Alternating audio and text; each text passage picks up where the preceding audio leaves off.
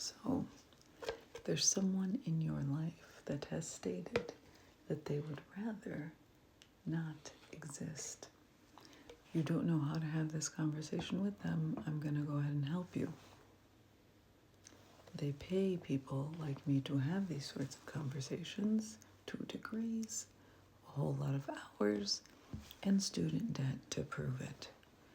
I do believe that if we normalized and taught people, non-therapists, how to have these sorts of conversations, 1, we could save thousands, if not millions of lives. 2, I would be out of a job. It is what it is. I'm totally fine with being out of a job if that means that millions of people are still alive. Okay. Thing 1. Now, the first thing you're gonna want to do that's gonna be just gonna come natural, because we're just not taught how to have these conversations, is you're gonna want to affirm them instantly. You're gonna want to give them an affirmation. You're gonna want to make them feel like, no, but there's so much to live for. You have such a bright future, but everyone loves you, but you're the life of the party, etc., etc. And while that's coming from a place of like your intentions are pure, I understand why you would go there. It's not gonna land. You know, it's kind of like putting a fluorescent light in a cave, right? So this person has been in a cave for weeks, months, maybe even years, and you're like, you bring in the light, which technically light in a cave, yay, they get to see the exit, but it's too much too soon. Okay, so no affirmations. The next thing you're gonna want to do that just comes natural to us, because again, if you're not trained, it just comes natural. It's the way we communicate with each other. You're going to want to give them like some type of like interview or something. Like you're gonna want to know the background of why they're feeling this way. But see, the problem with that is it's gonna make them have to explain themselves. And they already feel alone, isolated, and misunderstood. What you need to understand about this like state of mind, it's unlike anything that could even be described. Like if I were to say the pit of despair, I wish that was enough of a description to give you, but it really isn't. So in their mind, nothing, no one can penetrate or understand where they are. There literally is, in their mind, no way out but this ideation that they have. So, yeah, where was I? Oh my God, it's getting really late. Yeah, so no affirmations and then no interview style type of stuff. You don't need to understand. You're not there to understand. You are there to witness. And that doesn't come natural for us. Like we're not taught that unless you're trained. So you may not understand how they got to where they are. That's not your business in that moment. In that moment, you literally just need to be another nervous system calming them down and letting them know that they're not alone. And you know what's wild about this?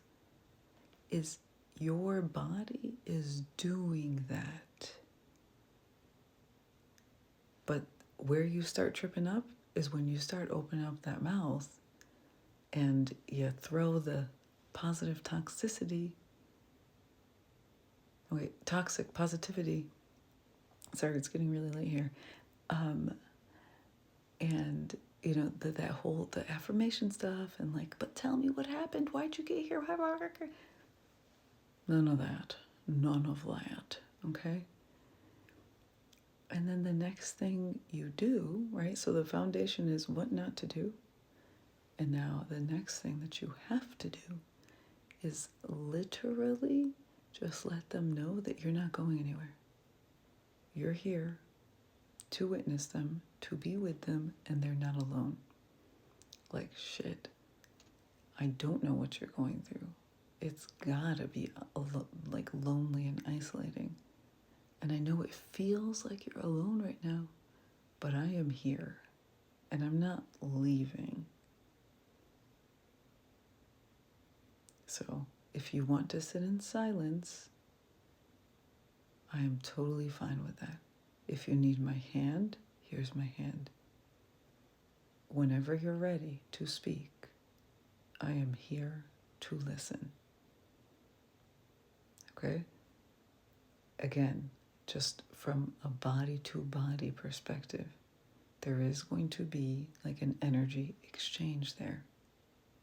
So you may sense their heaviness, and they may sense your, like, you being grounded, just being there with them. Even if you're afraid, they're afraid too. The fact that they came to you and disclosed this information, regardless of how heavy it's gotta feel for you, know that, like, they trusted you with this.